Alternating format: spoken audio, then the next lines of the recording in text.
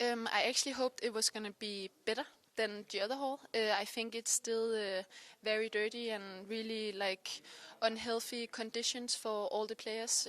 Everyone is warming up in like 2 layers of pants and winter jackets and gloves and hats.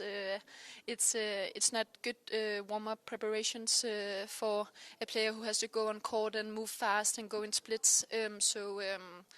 I I know everyone is doing their best to make the conditions better for the players, but I think there is still way to go, and I hope it's going to be better for World Championships here in summer.